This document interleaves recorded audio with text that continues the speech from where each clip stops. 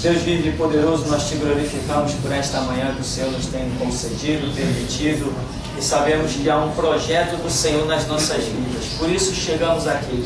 E esse projeto nós não sabemos qual é, ó Deus, porque os teus caminhos são mais altos, ó Deus, os teus pensamentos são mais altos, e nós não ousaremos determinar qual projeto o Senhor tem nas nossas vidas, se não sabemos que Ele é glorioso, que seja pela morte ou seja pela vida, mas o teu nome será glorificado e o nosso galardão estará assegurado.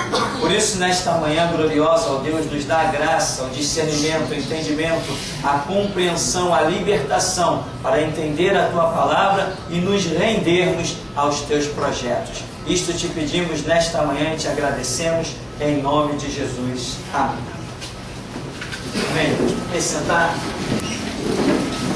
Na sequência do nosso estudo hoje, nós temos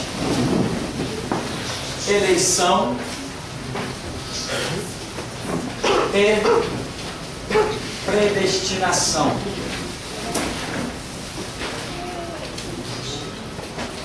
A eleição, né? Quando Deus elege, eleger da ideia de que Deus deu um voto de confiança, né? Quando você vai votar em alguém, você vota? Eu não voto. Mas você vota? Admite-me. Você vai votar em alguém, você vai eleger esse alguém. Você vai dar um voto de confiança. Então, essa palavra que nós usamos para dizer que Deus nos elegeu, né? Como Paulo diz, nos elegeu nele antes da fundação do mundo. Então o que Deus fez conosco?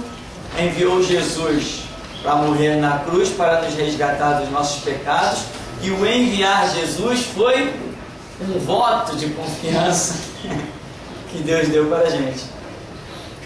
Colocou Jesus na urna, que é o mundo, colocou Jesus na cruz, colocou Jesus no túmulo, ressuscitou ao terceiro dia. A vinda de Jesus foi um voto de confiança que Deus deu para a gente. Então, isso se traduz numa eleição. Não é uma eleição direta. Aquele ali. Não, não é assim que a coisa funciona. Primeiro tem a cruz de Cristo. Aqui desse lado está Deus e aqui desse lado está nós. Deus não nos elegeu assim, ó. Amém? Ele nos elegeu assim, ó. Entendeu a diferença? A nossa eleição é como Paulo escreve. Nos elegeu nele. Nele quem? Em Cristo Jesus, antes da fundação do mundo. Então, pastor, se Ele nos elegeu antes da fundação do mundo, somos todos predestinados. Não somos. Porque nos elegeu nele. E o próprio Paulo diz que Ele é o mistério que estava oculto em Deus.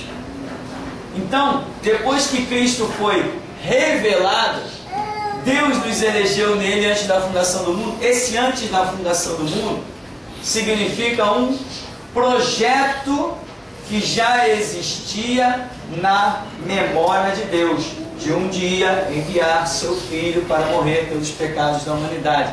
E nesse projeto de Deus estava determinado que Deus elegeria um povo depois de passar pelos seus rituais em Cristo.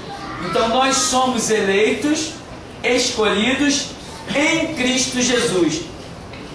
Se nós fôssemos escolhidos sem Cristo Jesus, essa ponte por cima da cruz, aí isso poderia ser predestinação.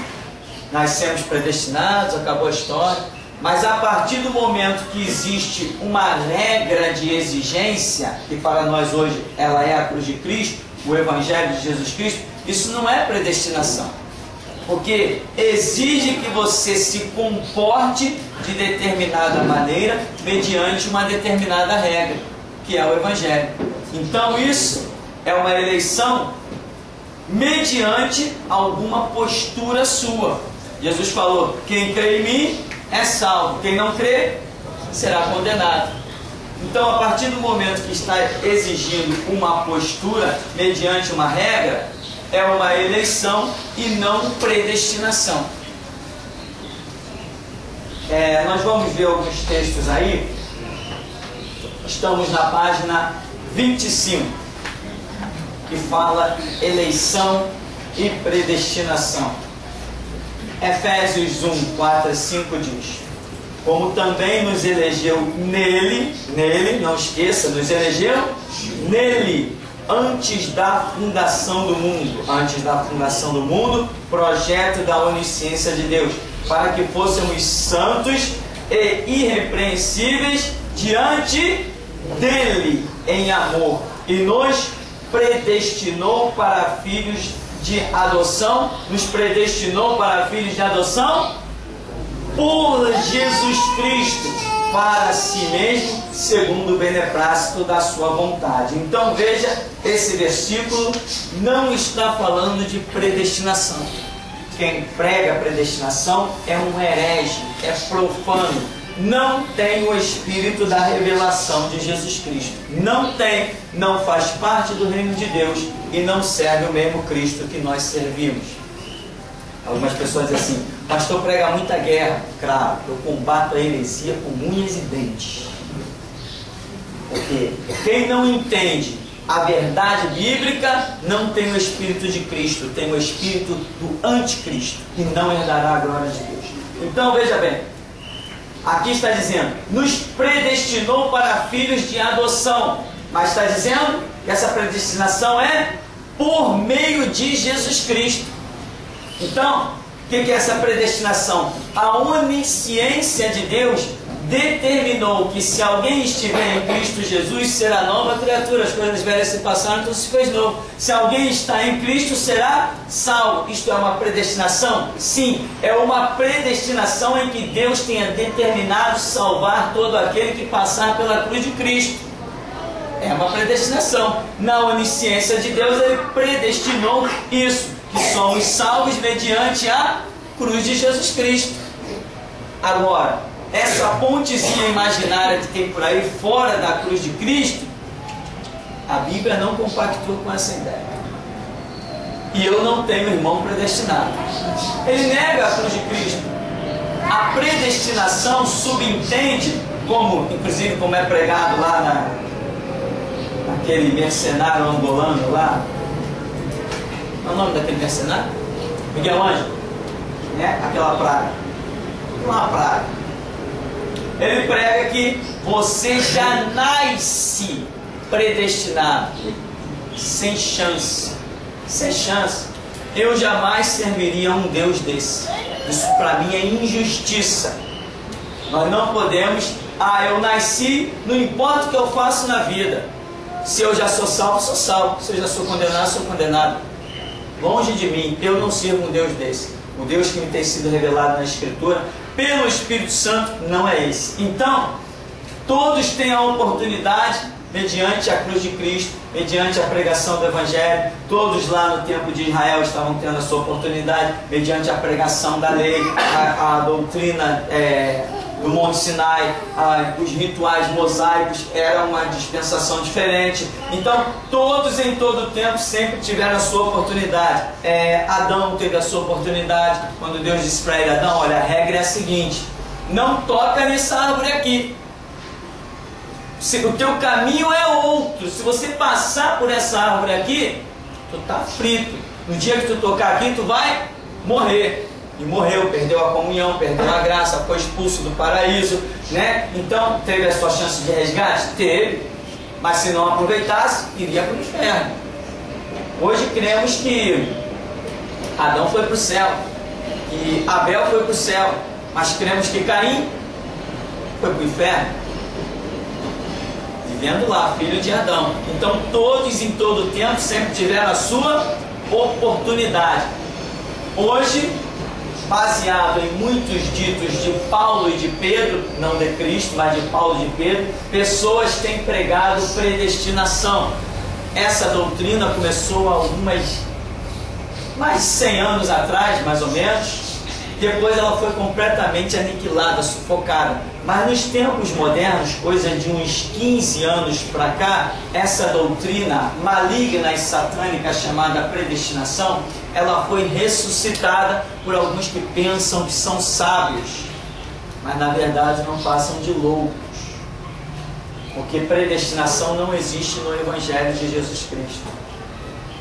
Você não vai se negligenciar sua vida e a verdade, né? Você não pode negligenciar a verdade e herdar o reino de Deus. Não, que Deus é esse? Mas se você abraçar a verdade, né? Jesus falou, aquele que tem os meus mandamentos e os guarda, esse é o que me ama. O que me ama será amado do meu Pai, o que eu amarei e me manifestarei a Ele. Agora, se você nega a verdade, nega os mandamentos, Deus vai te amar? Não, pelo menos é isso que a Bíblia diz. E se Deus não te ama, vai te levar para o paraíso junto com Ele? Então não tem predestinação. Você não nasce ou salvo ou condenado. Ah, mas Deus não é onisciente? É. Deus não conhece todas as coisas? Sim. Deus conhece o futuro? Sim. Deus sabe quem vai ser salvo? Sim. Sabe quem vai ser condenado? Sim. Saber é um fato, predestinar é outro. Amém? Deus sabe? Sabe. Mas predestinou, determinou? Não. Ele sabe o futuro? Sabe. As profecias estão provando isso. Mas ele determinou o futuro de cada ser humano? Não. Ele trouxe uma oferta, uma oportunidade. Quem abraçar, aí sim ele sabe que quem está em Cristo foi predestinado para filhos de adoção. Quem está fora de Cristo, sobre esses permanece a ira de Deus. Não é isso que a Bíblia diz? É. Então, esse verso bíblico de Efésios capítulo 1, a explicação dele é essa. Se você ler, vamos repetir um pouquinho, como também nos elegeu, nele, Paulo está falando de Cristo. Antes da fundação do mundo, é um projeto que o próprio Paulo diz que já estava oculto em Deus e que foi revelado nos últimos dias, para que fôssemos irrepreensíveis diante dele, em amor ou caridade, e nos predestinou para filhos de adoção por meio de Jesus Cristo, para si mesmo, segundo o beneplácito. Então, Paulo, quando vem falando desse fato final, que ele chega ao ponto de dizer, de considerar uma predestinação, ele deixa bem claro que é por meio de Jesus Cristo. Ou seja, ele está dizendo, se alguém está em Cristo, não tem jeito, vai ser salvo. Se alguém está fora de Cristo, não tem jeito, vai ser condenado. Ou seja, o que Paulo está dizendo? Por que Paulo chama isso de uma predestinação? Porque se você disser assim, eu não quero ir para o céu. Se você disser isso, não quero ir para o céu, mas eu vou falar a verdade, eu vou confessar o sangue de Cristo, eu vou admitir que Deus enviou o seu Filho unigênito, eu vou admitir que realmente a Bíblia é a palavra de Deus, que Deus é vivo, eu admito tudo isso, mas eu não quero ir para o céu. Não tem como. Mesmo não querendo, você vai. Porque esse aqui é o caminho do céu. Você tem que sair dele para não ir para o céu. Você tem que, ao invés de verdade, você tem que andar na mentira, tem que negar o sangue de Cristo, que é o derramamento para pagar os nossos pecados, tem que negar que Deus enviou o seu Filho, tem que negar a palavra de Deus e tem que negar que há um Deus vivo. Aí sim você saiu da vereda da verdade, da justiça, da salvação e foi para a condenação. Então isso é predestinação. Não adianta nem você chegar diante de Deus e dizer assim, Deus, eu vou andar em toda a verdade, mas eu não quero ir para o céu. Ele vai dizer assim, então sai da verdade, porque senão tu vai vir para o céu, querendo ou não. Isto é uma predestinação. Se alguém anda em verdade e em justiça segundo a Escritura, não segundo os seus próprios conceitos, mas segundo a Escritura, não tem jeito. É um caminho que conduz ao céu. E Paulo diz, é uma predestinação na onisciência de Deus. Tá? Então, essa é a eleição em Cristo Jesus.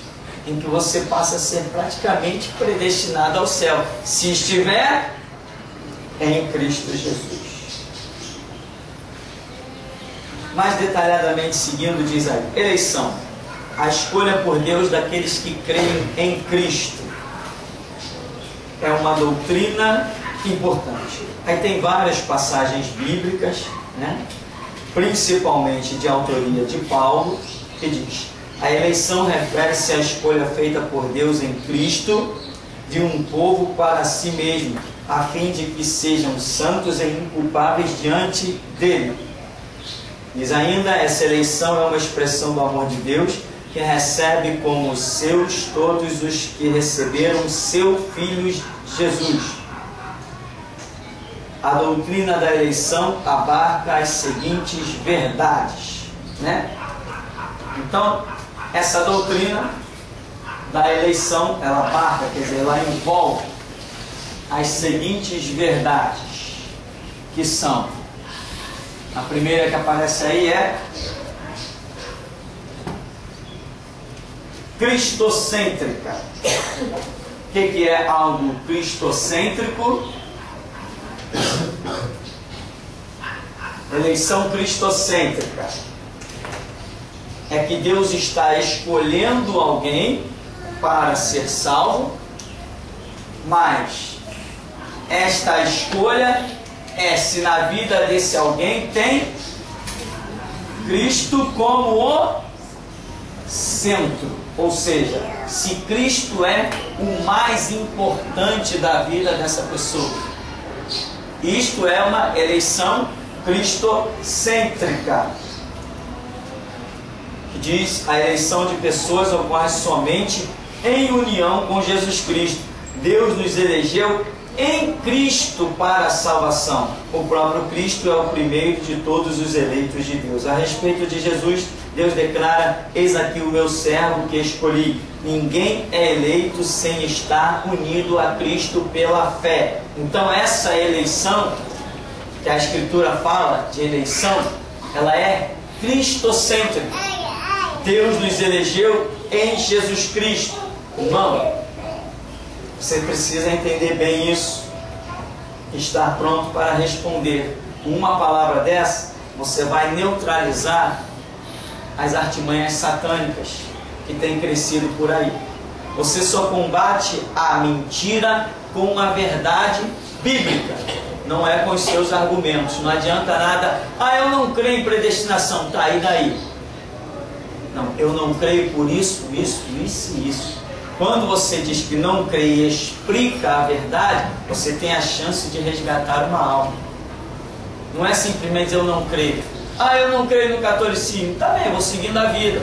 Mas agora você diz: olha, vou dizer o seguinte, eu não creio no catolicismo, por isso, isso, isso e isso. Eu estou dando a chance do Espírito Santo agir na mente da pessoa.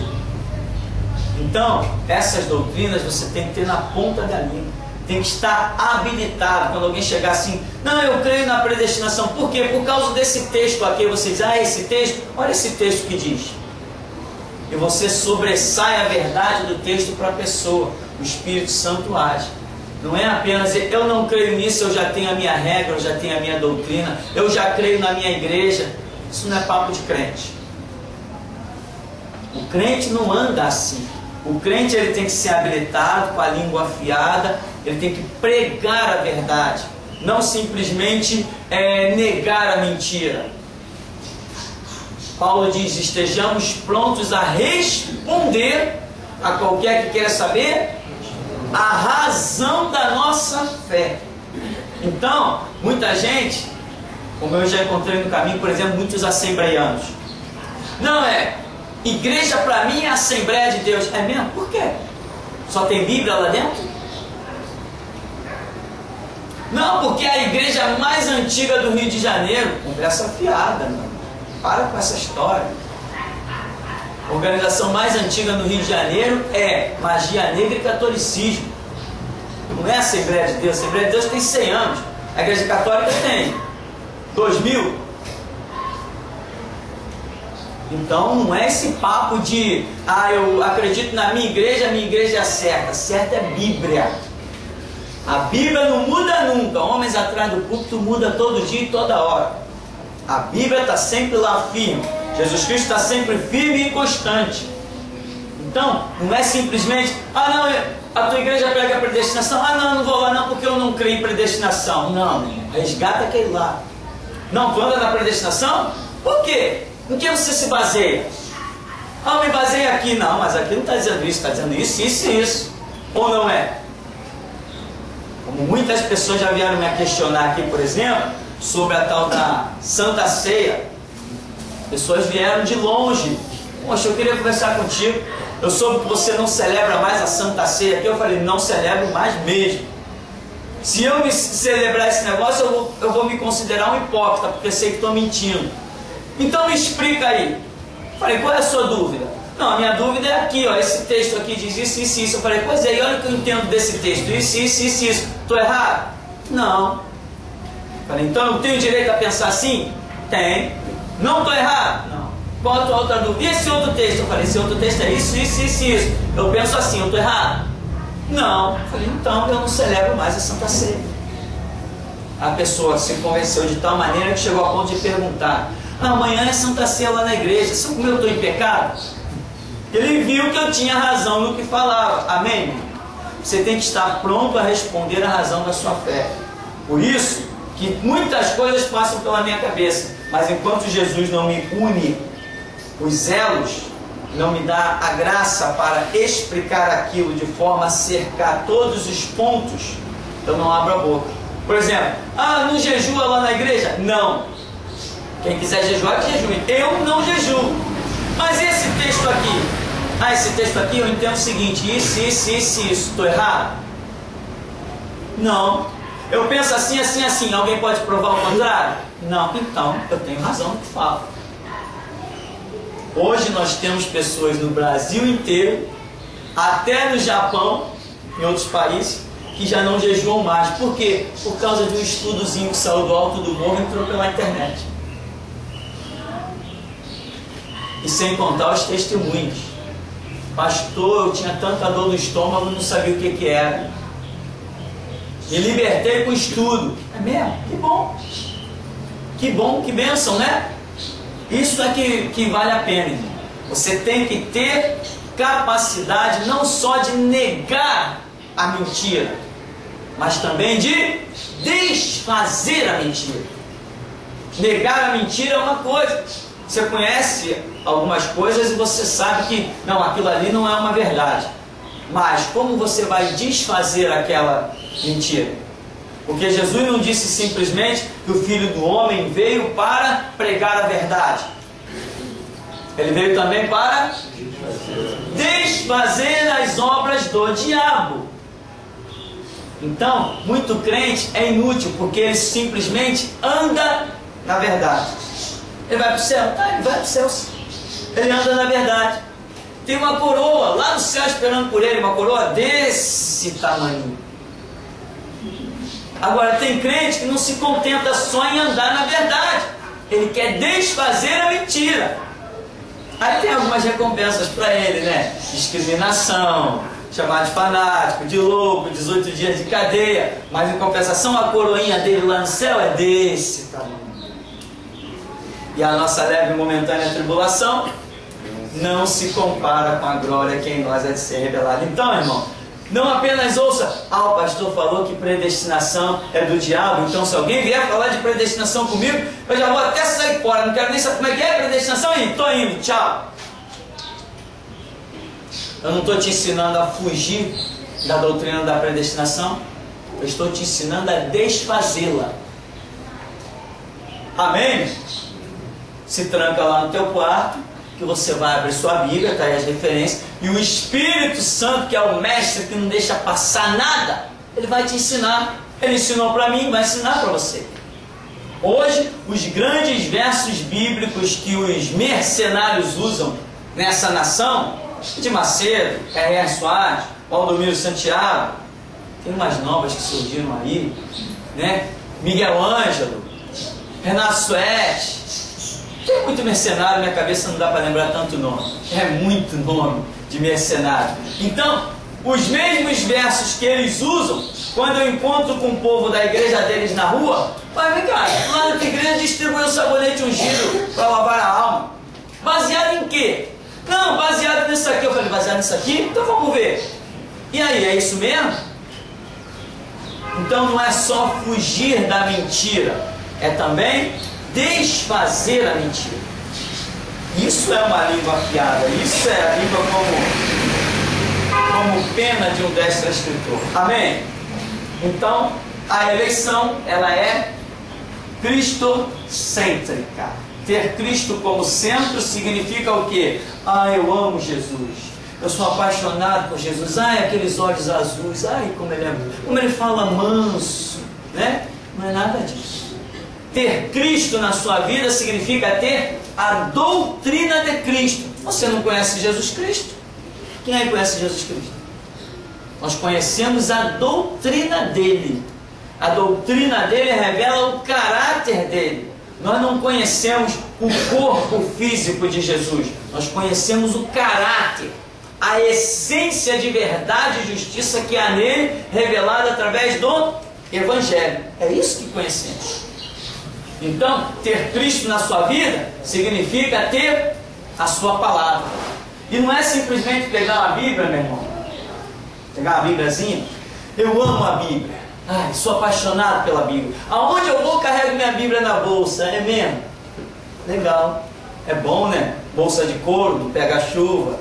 Vai ficar bem preservadinha. Até um dia você entrar no céu, vai entrar com ela novinha, não vai? Não é essa a questão. Entendeu? Sou apaixonado pela Bíblia. Que Bíblia? Um livro? Não, a Bíblia é conteúdo. Isso é que é Bíblia. Conteúdo, conhecimento. Quem diz que conhece Bíblia não é um livro preto ou marrom com uma capa bonita, né, dourada, escrito Bíblia. Não é isso que nós conhecemos quando dizemos que conhecemos Bíblia. Nós conhecemos o conteúdo do livro.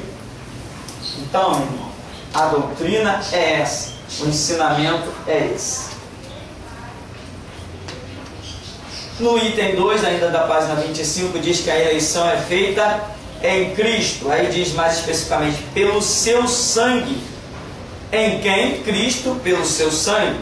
O propósito de Deus já antes da criação era ter um povo para si, mediante a morte redentora de Cristo na cruz. Sendo assim, a eleição é fundamentada na morte sacrificial de Cristo no Calvário, para nos salvar dos nossos pecados. Lá em Apocalipse tem um verso bíblico que diz: o cordeiro que foi morto antes da fundação do mundo. Né? E aí, meu irmão, baseado nesse versículo, sai de baixo, lá vem besteira. Como vem besteira? Está vendo, irmão? Teve um sacrifício de Jesus na terra e teve um sacrifício de Jesus no céu. É só se for na cabeça do camarada. Em mais lugar nenhum teve esse sacrifício, só na cabeça dele. Né? E hajam doutrinas por aí. Está vendo? O sacrifício de Jesus antes da fundação do mundo, predestinação. Não tem nada a ver com isso. Aqui, como está dizendo, que a eleição é feita em Cristo pelo seu sangue. Né? Deus já tinha, aqui está dizendo, né? Deus já tinha um projeto que era de um dia, através do sacrifício do seu filho, reunir um povo para si, os remidos, lavados no sangue de Cristo. E esse projeto já existia antes da fundação do mundo. Esse projeto existia. Por isso que Apocalipse está dizendo, o cordeiro que foi morto antes da fundação do mundo está demonstrando a revelação que já estava com Deus, o projeto que já estava com Deus, o ideal que já estava com Deus. Então agora em Apocalipse está vendo o cumprimento desse projeto de Deus, mostrando que nenhum dos seus planos pode ser frustrado. Então João está contemplando uma cena, está dizendo, o cordeiro que foi morto antes da fundação do mundo. Está se referindo a quem? A Jesus, que o próprio João Batista diz, eis o Cordeiro de Deus que tira o pecado do mundo. Esse, quando João Batista viu aquele ali, ele estava vendo um projeto que já existia antes que o mundo existisse. Dizem os estudiosos que a Terra tem 6,5 bilhões de anos. Quando João Batista viu aquilo ali, Cordeiro de Deus que tira o pecado do mundo, já era um projeto que existia antes que o mundo viesse à existência. Deus já tinha traçado um plano na sua onisciência e esperou. Quanto tempo depois que Deus pensou, vou assim dizer, depois que Deus pensou em enviar Jesus para salvar a humanidade, quanto tempo se passou? Impossível de determinar. Por quê? Porque Deus não pensou. Amém? Vou dizer uma coisa para você. Deus não pensa. Doutrina nova, pastor? Não, Deus não pensa. Por que Deus não pensa? Porque é onisciente, claro. Deus não pensa. Ele sabe, ele não precisa. Nós precisamos pensar, não, se eu tomar esse caminho, pode ser isso, se eu tomar aquele caminho, vai acontecer aquilo. Isso não acontece com Deus. Com Deus, as coisas são instantâneas na sua mente.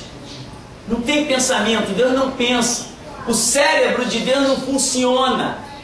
Entendeu? Informação para o sistema nervoso central, não tem nada disso com Deus.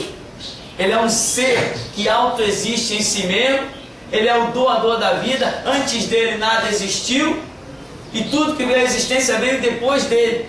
Então, Deus não pensa, irmão. Então, o que acontece? Quando Deus passou a existir, vamos assim dizer, esse pensamento de enviar Jesus Cristo para resgatar a humanidade já estava com ele. E ele ainda não tinha nem criado o mundo. Não tinha nem criado o homem.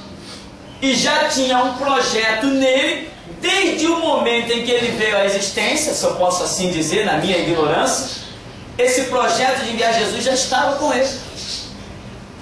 Então, uns chamam isso de presciência, outros de predestinação, outros de um monte de coisa, mas o fato é simplesmente que ele, como Deus onisciente, já tem tudo que vai acontecer diante da humanidade, tudo que vai acontecer diante dele para com a humanidade. Então, lá em Apocalipse fala, o cordeiro que foi morto antes da fundação do mundo, não existiu nenhum cordeiro morto. O que existiu foi a onisciência de Deus, que já sabia desse projeto. Aí aqui diz, a eleição em Cristo é, em primeiro lugar, coletiva. A eleição do povo. Os eleitos são chamados o seu corpo, né? Corpo de Cristo. Minha igreja, povo adquirido por Deus, a noiva de Cristo.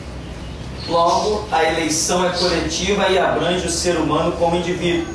Somente à medida que este se identifica e se une ao corpo de Cristo, a igreja verdadeira, é uma eleição como a de Israel no Antigo Testamento.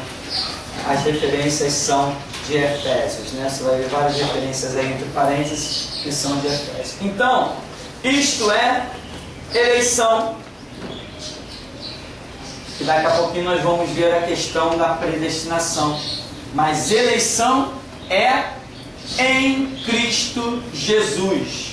Ninguém pode ser salvo negando o projeto de Deus. Alguém pode ser salvo sem conhecer Jesus? Pode.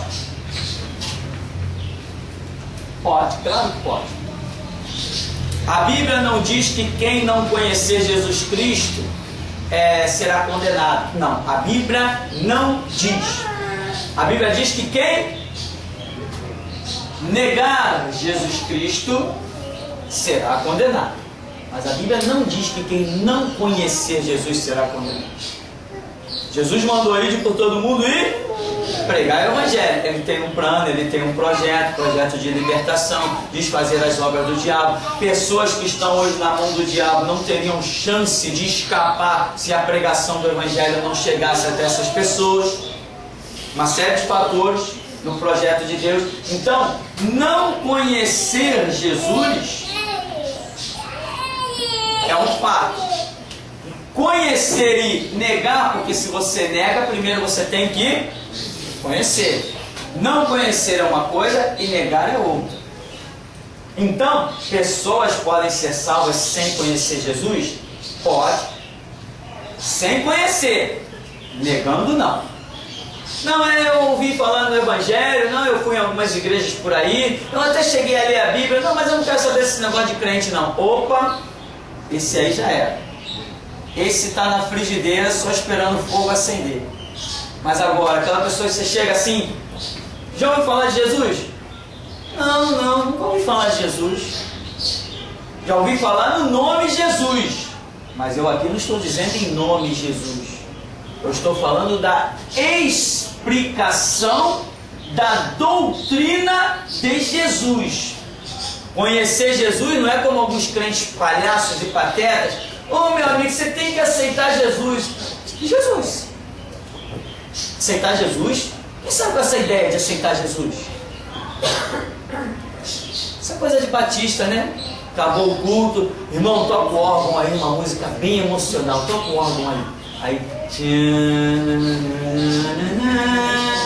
Né? Aí, quem quer aceitar Jesus? Quem quer aceitar? O cara nem pregou o Evangelho, está chamando de aceitar Jesus. O que é aceitar Jesus? Aí alguns emocionados pela música, vai lá na frente, ô irmão, está aceitando Jesus? Que Jesus? Jesus não é um nome, meu irmão, JSUS. Jesus é uma doutrina, é um conceito, é uma ideologia, é uma revolução, é libertação. Isso é complexo. Eu aceitei Jesus. Você já aceitou, irmão? Levanta a mão, admite. Aí, aceitou, né? Muitas vezes? Então. Eu também. Então, o que acontece? Você chega com muitas pessoas. Já ouviu falar de Jesus? Não, já ouvi falar de Jesus. Mas alguém já te explicou a doutrina do Evangelho? Não, então esse camarada nunca conheceu Jesus. Agora, se eu digo assim, não, senta aí, me dá 5 minutos. Ora, Jesus é isso, pá, o Espírito Santo vem, pá. Entendeu? Depois de 5 minutos que eu sinto que a palavra fluiu, o Espírito Santo trabalhou, aquele ali é diferente. O Espírito Santo já falou com ele de quem é Jesus. De um conceito doutrinário que ele precisa seguir. Agora, Jesus, como, sei lá, aceitar como se fosse uma pessoa, como se fosse um indivíduo, como é que você vai aceitar quem você não conhece? Você abre a porta para estranho na sua casa?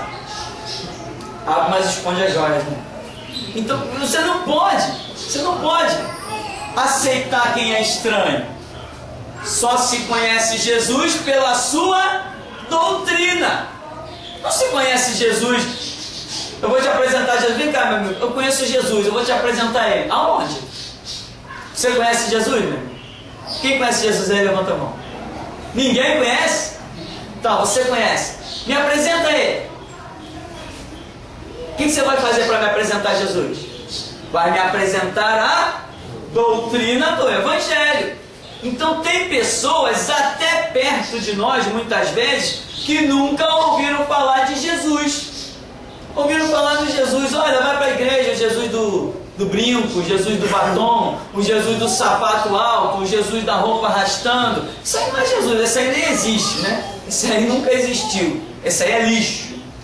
Um lixo que contaminou o estado do Rio de Janeiro e o Brasil durante muito tempo. Esse é lixo. Esse aí eu tenho desfeito as obras dele. Então, aceitar Jesus Cristo significa aceitar a sua palavra, a sua doutrina. Negar a doutrina do Evangelho, isso é negar Jesus Cristo. Então, quando alguém nega Jesus, significa que ouviu a sua palavra, uma pregação de 1 minuto que seja, mas o Espírito Santo trabalhou.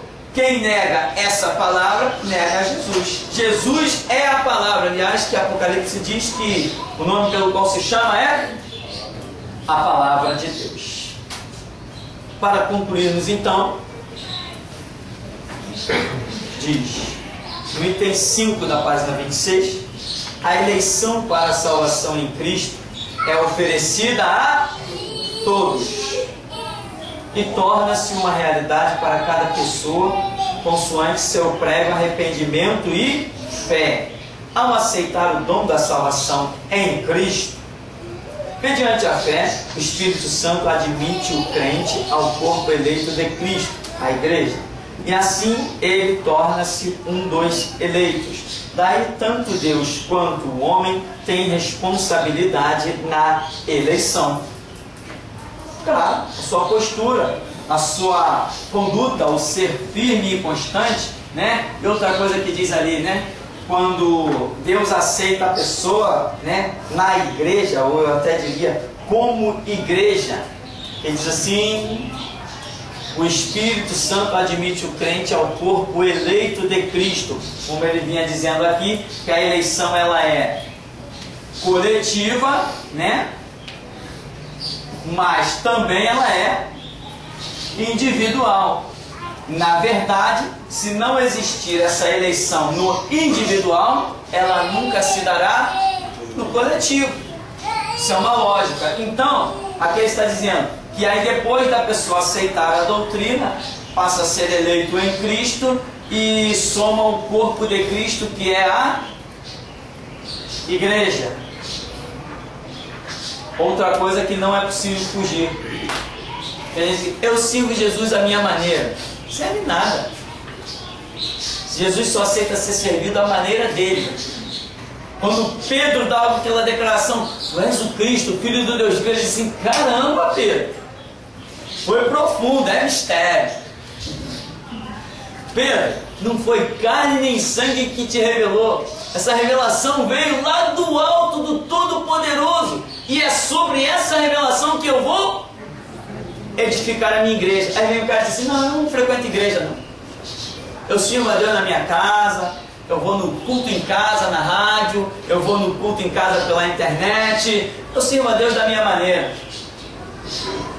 Jesus disse que a revelação para fundar a igreja veio do Pai, do Todo-Poderoso, e o camarada vem e nega, negligencia a igreja. Não, eu vou na igreja, meu negócio é o seguinte: eu entro, não dou papo para ninguém, eu vou lá, cultuo meu Deus, eu adoro meu Deus, mas comigo tocando, está fraco de adoração. Então fica em casa de vez. Quem vem aqui para adorar um Deus comigo no violão, misericórdia, está mal a sua adoração. Então, não é essa a questão, não é esse conceito. Não, eu vou na igreja, eu entro, eu faço o meu papel com Deus, eu saio, eu nem falo para ninguém.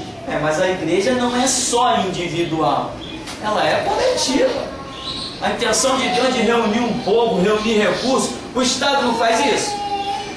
O Estado meteu a metralhadora do lado, tem que pagar imposto, senão toma tua casa. Não é assim que funciona? É assim que funciona. Tem que pagar água, tem que pagar luz, senão eu corto. Não é assim que funciona? Porque o Estado quer reunir recursos e fazer o que ele quer. Jesus também. Jesus quer reunir recursos, recursos em clamor, recursos em pregação do Evangelho, recursos financeiros também, que fazem parte da obra em muitas coisas, amplificador, computador, isso aí é comprado com recursos financeiros. Microfones, quadros, filmadoras, tudo isso. Então Jesus também reúne recursos e designa o destino de cada centavo.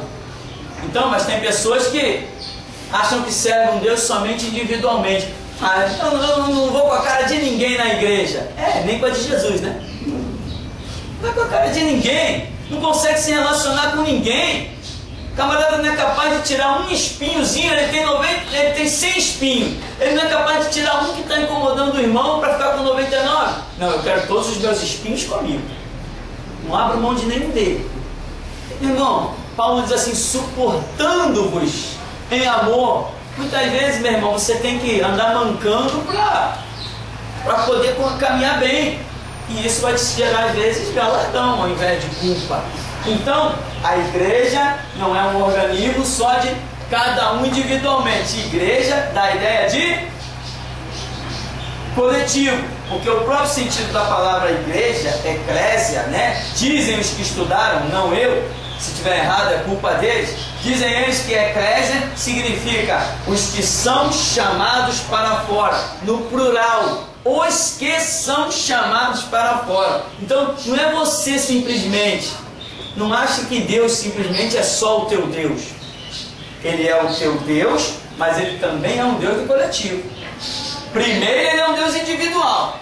Mas um crente que não consegue se relacionar com mais ninguém, isso pode estar meio complicado aí. Então, Orando a gente descobre as respostas. Bom, então esse é o detalhe sobre eleição. Daqui a pouquinho a gente entra em predestinação. Amém? Vamos dar uma paradinha, tomar um cafezinho e já já a gente volta.